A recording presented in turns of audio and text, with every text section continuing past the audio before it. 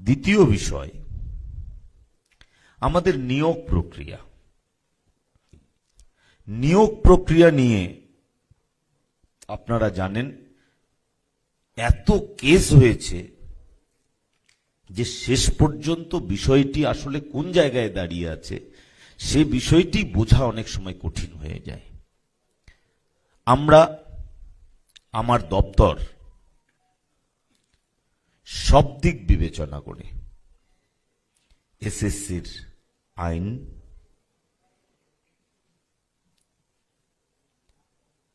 উচ্চ ন্যায়ালয়ের রায়, সরকারের মানবিক দৃষ্টিভঙ্গি সমস্ত দিক দিয়ে বিচার বিবেচনা করে যথাযথ পদক্ষেপ অতি দ্রুত গ্রহণ করা হবে। অতি দ্রুত গ্রহণ করা হবে। আমি এই সম্মেলনের মাঝখান থেকেই সকলকে আমি জানাতে চাই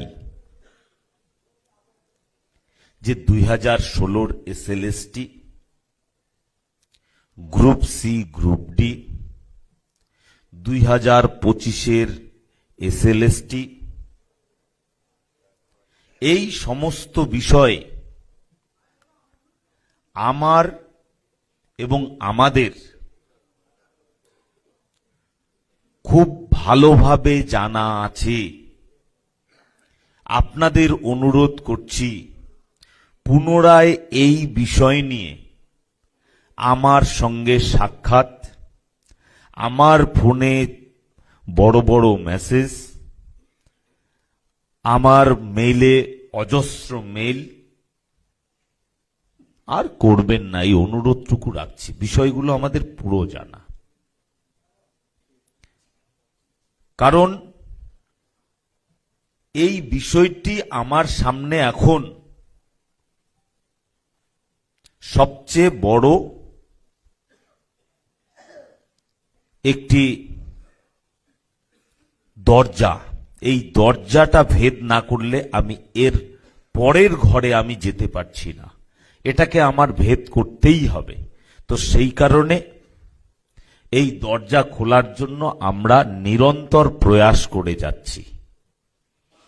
অনেকেই হয়তো ভাবছেন বিদ্যালয় শিক্ষা দপ্তর নিশ্চুপ হয়ে বসে আছে।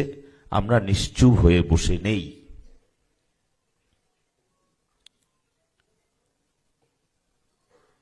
আমাদের দপ্তর সমস্ত দিক বিবেচনা করেই পদক্ষেপ করছে এবং সম্মানীয় মুখ্যমন্ত্রী শ্রী শুভেন্দু অধিকারী মহাশয় আমাদের দপ্তরের বিষয়ে সমস্ত কিছু খোঁজ খবর তিনি রাখছেন।